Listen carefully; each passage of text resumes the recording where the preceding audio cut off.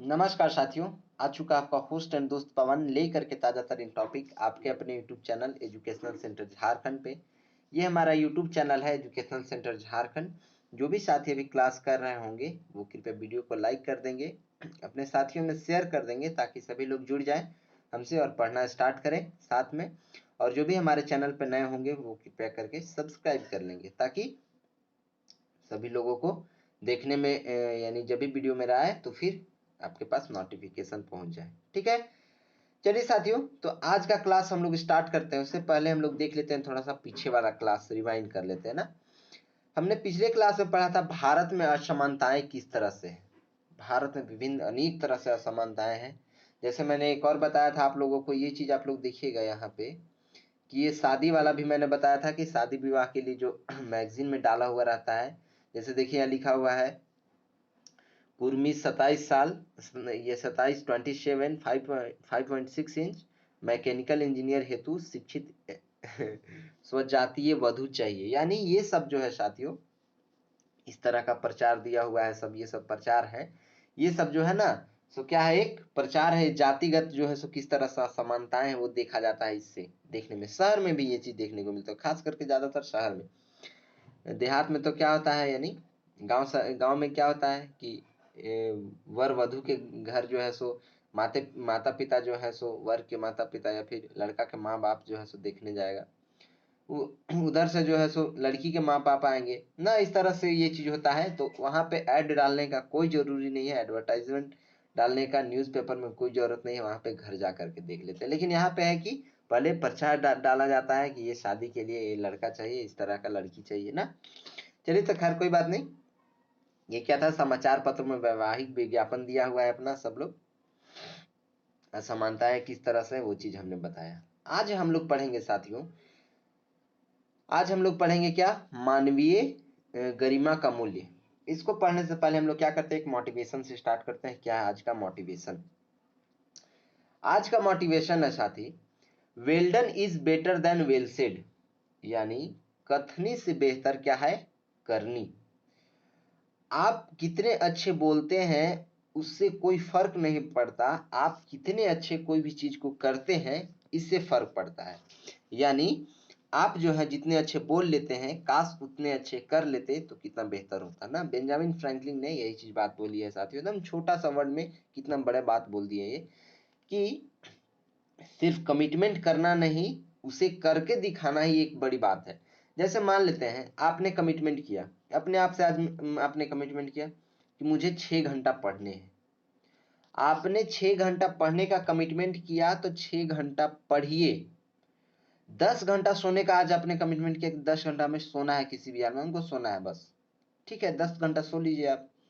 यानी अगर आप जो कमिटमेंट कर रहे हैं उस चीज को आप फुलफिल कर पा रहे हैं, उस चीज को आप कर पा रहे हैं, तो इससे ये चीज सीधा क्लियर हो जाता है, ये चीज पता चल जाता है आपके अंदर जो है सेल्फ कॉन्फिडेंस है। सेल्फ मोटिवेटेड रहने का ये बेहतर तरीका है, आप सेल्फ मोटिवेशन इसे फील कर सकते हैं।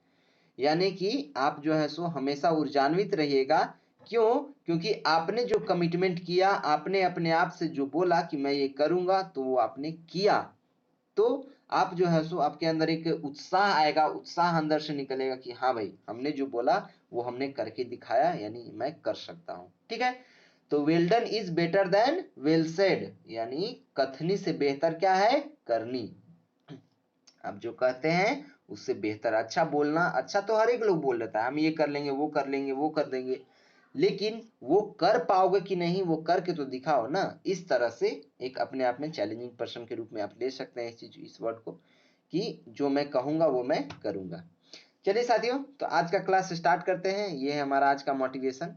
अब हम लोग पढ़ते हैं आज का क्लास। पिछले क्लास में हम लोगों ने पढ़ा था भारत में असमानताएं किस तरह से है। सो आज हम लोग पढ़ेंगे मानवीय गरिमा का मूल्य। क्या पढ़ेंगे? मानवीय गरिमा का मूल्य ना। चलिए तो देखते हैं मानवीय गरिमा का मूल्य क्या है। मानवीय गरिमा का मूल्य में हम लोगों को देखना है साथियों कि हमने कहीं देखा था कि जैसे मान लेते हैं कि आपके पास कुछ ये हो, मैं बता दूं एक सेकेंड। हाँ, मानवीय गरिमा के मूल्य में जैसे मान लेते हैं कि लोगों के पास धन दौलत हो या ना हो ना, लोग पढ़े लिखे हो या ना हो, हमारे समाज में इस तरह से असमानताएं फैली हुई है कि कोई जान लेता है कि उसकी जाति कुछ और है, वो पढ़ा लिखा नहीं है, उसका लिंग और यानी कि उसका जो है सो धर्म कुछ और है, वो किसी और जाति से आता है ना, वो लड़का है या लड़की है, इस तरह का देख करके भी जो है सो हमारे समाज में असमानताएं फैली हुई है, इस तरह का भेदभाव किया जाता है। जब लोगों के साथ किसी कारण से असमानता का व्यवहार किया जाता है तो उसकी गरिमा को ठेस पहुंचती है, यानी उसके दिल को भी ठेस पहुंचती है, उसके आत्मविश्वास में कमी आती है, यानी अपने से सेल्फ कॉन्फिडेंस नहीं मिलेगा कि मेरे साथ तो लोग ऐसे व्यवहार करते हैं, मैं गरीब हूँ, मैं हूँ सो नहीं पढ़ा लिखा हूँ, मैं जो हूँ सो किसी और जाति से हूँ, मैं इस लिंग से हूँ, इस तरह से जो है सो मतलब कि इस तरह का, मैं यहाँ का जन्म स्थान से हूँ, यहाँ मेरा जन्म हुआ, उस जाति से हूँ, तो इस तरह का मनोभाव लेकर के एक दूसरे से लोग जो है सो असमानताएं करते एक दूसरे में, और जो है सो एक दूसरे से भेदभाव करते हैं। इससे क्या होता है साथियों, उनका कॉन्फिडेंस यानी अपना आत्मविश्वास, सेल्फ कॉन्फिडेंस जो है सो घट जाता है कि मेरे साथ इस तरह का भेदभाव किया जाता है। ऐसा कभी नहीं करना चाहिए, ठीक है। तो मैं एक चीज और यहाँ पे दिखा दूं, ये जो सीन मैं लेकर के आया हूँ, ये जो सीन दिख रहा है आप लोगों को, ये सीन अगर कोई मूवी देखे होंगे 1975 का एक मूवी है, जो कि जिस मूवी का नाम था दीवार। क्या नाम था? दीवार। उस मूवी का नाम है दीवार। उसमें क्या होता है कि आप लोगों को सीन याद हो तो आप लोगों को बहुत ही मजेदार, मतलब इस तरह का देखा जाता है सीन, इसलिए वो बनाया गया है, असमानताएं पे ही मूवी बनाया गया है, किस तरह का भेदभाव अमीर गरीब के साथ किया जाता है, जाति के साथ किया जाता है, लिंग के साथ किया जाता है ना। तो चलिए इसमें देखते हैं, इस मूवी में जो भी लोग देखे होंगे, मैं बच्चों को तो ऐसा नहीं बोलूंगा कि आप इस मूवी को देखिए, लेकिन मैं इस चीज को समझा सकता हूँ। मैं ये बता देता हूँ आप लोगों को कि इसमें बताया गया है कि जैसे दो जो है सो आते हैं, अमीर लोग, अमीरजादे आते हैं, और वो जो है सो अपना जूता पॉलिश करवाते हैं। जूता पॉलिश करवाने के बाद जो है सो पैसा जो है ऐसा ही फेंक देते हैं, पैसा सिक्का जो है सो ऐसा ही फेंक करके और उन लोगों को दे देते हैं, ठीक है। तो उन लोगों को जो है सो वो जो बच्चा रहता है, वो एक बच्चा रहता है, ये देखिए यहाँ पे इन दोनों बच्चा बैठे हैं ना, इन लोगों को देखिए यहाँ पे, ये सब जो बच्चा है, इन लोगों के जो है सो मन में एक गरिमा को ठेस पहुंचा कि मैंने मेहनत किया है, मुझे मेहनत का पैसा इज्जत से मिलना चाहिए, ना कि मैंने चोरी की है इसलिए तुमने ऐसे फेंक दिया या फिर कुछ और कर दिया। उस तरह से नहीं होना चाहिए, यानी उसके साथ अभद्र व्यवहार नहीं होना चाहिए। आपने इज्जत से पैसा कमाया है, आपको इज्जत से पैसा मिलना चाहिए ना। तो इस तरह का जो है सो भेदभाव उस मूवी में दिखाया गया था कि अमीर और गरीब में इस तरह का भेदभाव किया जाता है, ठीक है। चलिए तो आगे हम लोग देखते हैं बाल संसद के बारे में। आज हम लोग फिर आगे क्या पढ़ेंगे, हमने पिछले क्या पढ़ा अभी, मानवीय गरिमा का मूल्य, यानी मानव के गरिमा को किस तरह से ठेस पहुंचता है, आत्मविश्वास को किस तरह से ठेस पहुंचता है, इसके बारे में हम लोगों ने समझा। अब हम लोग समझते हैं बाल संसद, जो कि आपको हर एक स्कूल में देखने को मिल जाएगा। हर एक स्कूल, यानी कहने का अर्थ हर एक स्कूल से मेरा तात्पर्य यह है कि सरकारी विद्यालय जितने भी हैं वहां पे बाल संसद का गठन अनिवार्य है, वहां पे बाल संसद का चुनाव होता ही है ना। जैसे देखिए यहाँ भी बताया गया है कि बाल संसद का गठन विद्यालय में विद्यार्थियों की लोकतंत्र की समझ को विकसित करने के लिए होता है। क्यों होता है बाल संसद का चुनाव, बाल संसद का गठन क्यों होता है? क्योंकि विद्यालय में लोकतंत्र बने रहे। लोकतंत्र मैंने बताया आप लोगों को ना, क्या हो, विद्यालय में जो है सो लोकतंत्र बने रहे, लोकतंत्र को विद्यार्थियों के जीवन में उतारा जाए, विद्यार्थी सीखे इस लोकतंत्र को, क्योंकि वो पूरे विश्व का सबसे बड़ा लोकतांत्रिक देश में रहते हैं, भारत में, तो उन्हें भी पता होना चाहिए कि लोकतंत्र क्या है, ठीक है। इससे विद्यार्थियों में नेतृत्व करने, समस्या के समाधान ढूंढने, निर्णय लेने एवं सामूहिक एकता की भावना का विकास होता है। बाल संसद का चुनाव करने के बाद इनमें लोकतंत्र का जब ज्ञान विकसित होता है तो उससे क्या होता है कि किसी भी समस्या का समाधान ढूंढने में, किसी भी चीज का नेतृत्व करने में, किसी भी सिचुएशंस में, किसी भी कंडीशन में निर्णय लेने में, और सामूहिक एकता यानी एक साथ सभी लोग जुड़े रहें, इसका समझ विकसित होता है। इसके विकास के लिए जो है सो बाल संसद का चुनाव किया जाता है विद्यालय में, ठीक है। झारखंड में प्रत्येक सरकारी विद्यालय में बाल संसद का गठन किया जाता है। बाल संसद का प्रधानमंत्री समेत 11 मंत्री होते हैं। बाल संसद में प्रधानमंत्री जो है सो हेड होता है, उसके साथ 11 मंत्री भी यानी सदस्य के रूप में रहते हैं। चलिए, प्रत्येक का निश्चित कार्य निर्धारित होता है, सभी लोग अपना अपना कार्य करते हैं, सभी का एक अलग एक कार्य निर्धारित रहता है ना। बाल संसद के सदस्य विद्यालय के विकास के लिए किया जा रहे कार्यों की समीक्षा करते हैं। बाल संसद जो है साथियों, वो सभी क्या करते हैं, बाल संसद क्या करता है कि विद्यालय का विकास किस तरह से हो, उसके बारे में उन लोग जो है सो मीटिंग करते हैं, बात करते हैं, अपना विचार रखते हैं। ठीक है, इनकी अपनी एक कार्य योजना होती है। बाल संसद में सांसदों की अधिकतम संख्या 80 होती है। कितनी होती है? बाल संसद में सभी सांसदों की संख्या कितनी होती है? 80 होती है। वो किस पे निर्भर करती है? विद्यालय में जितनी संख्या रहती है उस पे निर्भर करती है कि कितनी संख्या होनी चाहिए। ठीक है, ऐसे तो 80 रहती है। मैंने बता दिया बाल संसद का क्या था, कैसे कैसे चुनाव होता है, क्या होता है, कितने सदस्य रहते हैं। ये चीज आप लोग नोट कर लीजिएगा, बहुत इंपॉर्टेंट पॉइंट है। हाँ भाई, जो भी लोग वीडियो देख रहे होंगे, मैं एक बार फिर से याद दिला दूं कि लाइक, सब्सक्राइब और शेयर करना ना भूलें। अपने साथियों में शेयर करते रहें ताकि सभी लोगों को पढ़ने का मौका मिले। ठीक है, चलिए तो अब देख लेते हैं साथियों कि बाल संसद का उद्देश्य क्या है। बाल संसद, चलिए बाल संसद, आपके मन में क्वेश्चन भी आएगा कि सर आपने तो बता दिया कि बाल संसद क्या है, बाल संसद में किस तरह का चुनाव होता है, कौन कौन से किस तरह के सदस्य, कितने सदस्य रहते हैं, कितनी सदस्यों की संख्या रहती है, लेकिन बाल संसद होने का उद्देश्य क्या है, बाल संसद बनाने का मेन उद्देश्य क्या है, मेन मुद्दा क्या है, चलिए वो समझते हैं। ठीक है, एक सेकंड साथियों रुकिएगा।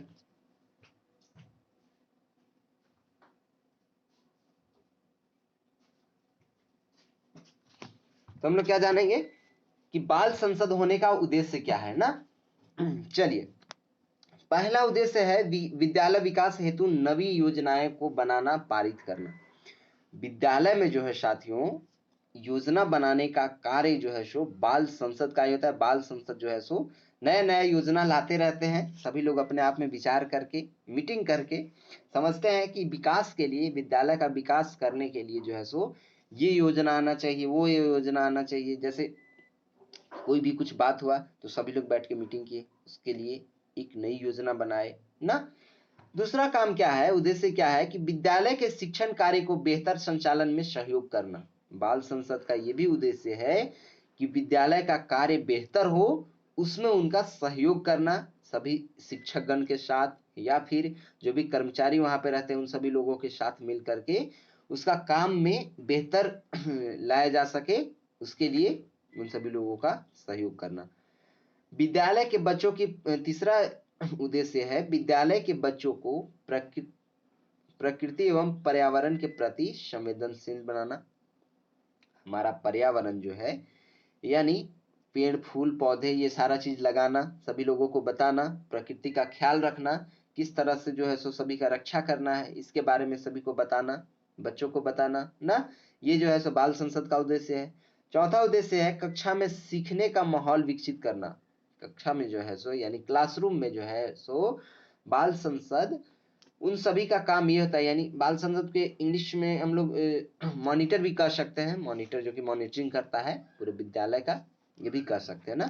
तो बाल संसद का क्या काम है कि क्लासरूम जो विद्यार्थी रहेंगे उन सभी के साथ जो है सो सीखने का माहौल पैदा करना, सीखने का माहौल वहां पे विकसित करना कि इस तरह से ये चीज सीखना चाहिए, वहां पे सभी को बताना। ठीक है,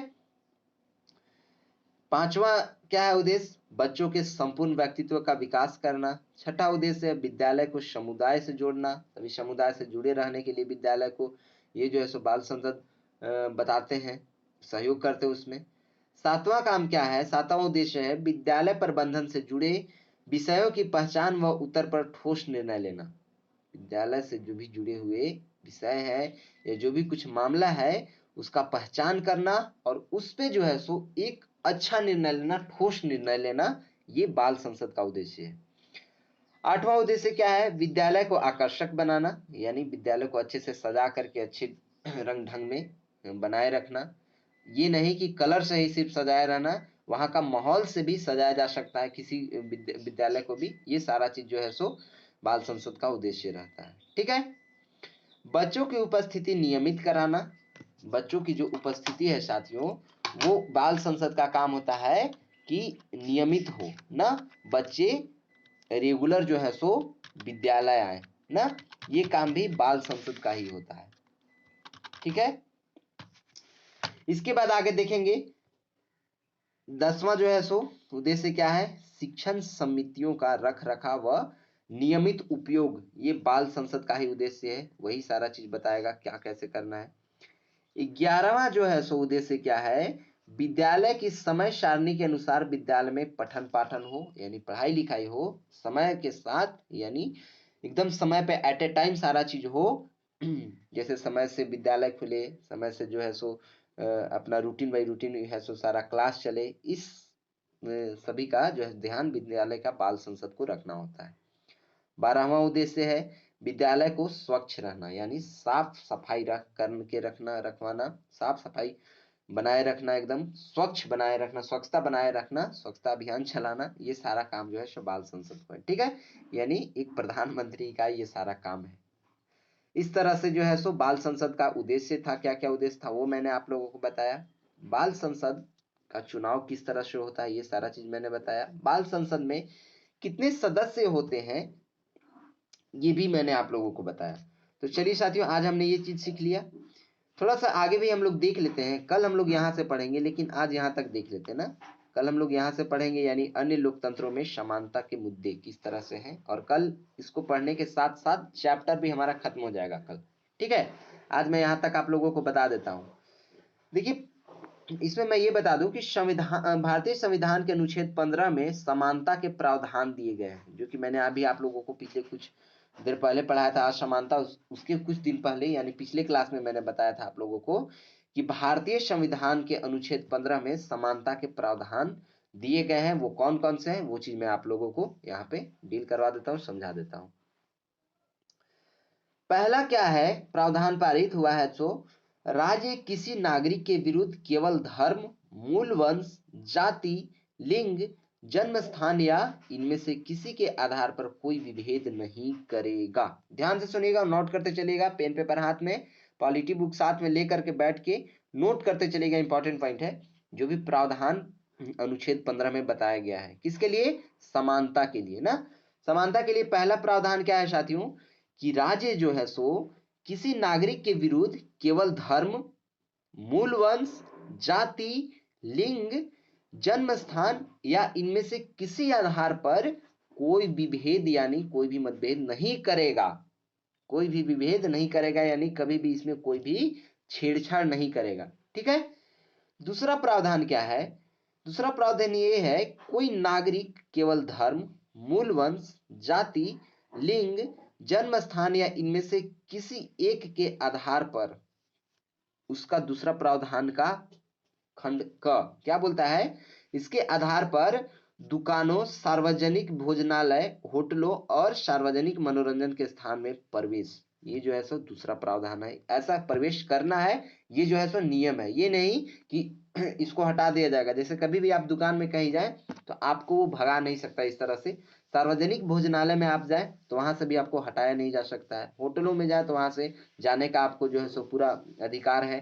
सार्वजनिक मनोरंजन के स्थान जैसे आप लोग सिनेमा हॉल में जाते हैं, थिएटर में जाते हैं या कहीं पार्क में जाते हैं घूमने, तो वहां पे आपको जाने का पूरा हक है, आपका अधिकार है। ठीक है। या फिर दूसरा क्या है कि पूर्णतः या अंशतः राज्य निधि से घोषित या साधारण जनता के उपयोग के लिए समर्पित कुओं, तालाबों, स्नान घरों, सड़कों और सार्वजनिक मनोरंजन के स्थानों के उपयोग के संबंध में किसी भी निर्योग्यता, दायित्व या शर्त के अधीन नहीं होगा। यानी इसके अधीन जो है सो, यानी जैसे आप कुआं से पानी लाने गए, पानी पीने गए, तालाब से पानी पीने गए, स्नान घर में आप लोग नहाने गए, वहां पे ना तालाब में नहाने गए, सड़क पे आप चल रहे हैं, सार्वजनिक मनोरंजन के लिए जो है सो आप कहीं गए हैं घूमने, तो उस पे जो है सो आपको प्रतिबंध नहीं रहेगा। वहां पे किसी भी निर्योग्यता या फिर कोई पढ़ा लिखा ना हो तभी ऐसा नहीं है कि वहां पे रोका जाएगा, आप वहां पे जा सकते हैं। ठीक है। इस तरह का शर्त ये भी लागू किया गया है। आगे हम लोग थोड़ा सा देख लेते हैं आगे साथियों क्या दिया हुआ है। यह विचारणीय विषय है कि कानून के होने के बावजूद लोगों के साथ असमानता का व्यवहार क्यों होता है। क्वेश्चन आपके मन में ये चीज आएगा, मेरे मन में भी आया था कि हमारे देश में जो है साथियों इतने मतलब लोकतांत्रिक जो कानून है, जो हमारे देश में कानून रहते हुए भर में भी हमारे साथ असमानता का व्यवहार क्यों किया जाता है, इतने भेदभाव क्यों किए जाते हैं। क्वेश्चन तो मन में आएगा, क्योंकि भेदभाव तो होता है भाई, तो मन में तो आना चाहिए। तो चलिए उसका आंसर भी हम लोग जानते हैं। इसके पीछे कारण है कि कानून बन जाने के बाद भी लोग उन्हें समान समझने से इनकार करते थे। यानी कानून को मानने से इनकार करते हैं बहुत लोग, अभी उदंडता दिखाते हैं कि जो है सो कानून कुछ नहीं है, हम इसके साथ भेदभाव कर रहे हैं, वो मेरा है, मेरा चलती है, मैं जो चाहता हूं वो करूंगा। ठीक है, इस तरह से फिर भी कुछ हद तक जो है सो हमारे भारत देश में अब जो है सो असमानताएं रुकी है। अब बहुत कम असमानताएं देखने को मिलता है ना। इस तरह से जो है सो विचार है लोगों का। अब आगे देखते हैं कि यह जानते हुए भेदभाव का व्यवहार कानून के विरुद्ध है कि वे जाति, धर्म, अपंगता, आर्थिक स्थिति और महिला होने के आधार पर लोगों से असमानता का व्यवहार करते हैं।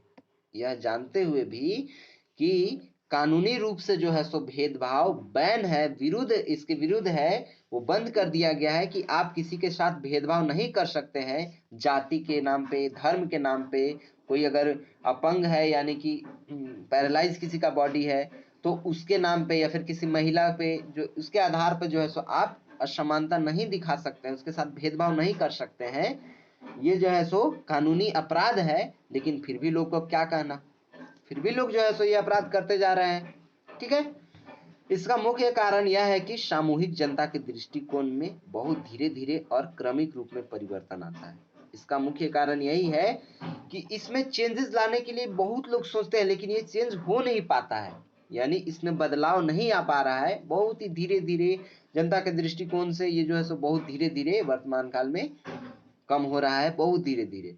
तो इसका जो है सो परिवर्तन करना पड़ेगा, थोड़ा बढ़ाना पड़ेगा इसे, इसका स्पीड को। ठीक है, तो ये जो है सो मुख्य कारण है। वर्तमान दृष्टिकोण में बदलाव तभी संभव होगा जब लोग सभी को एक समान समझने लगेंगे।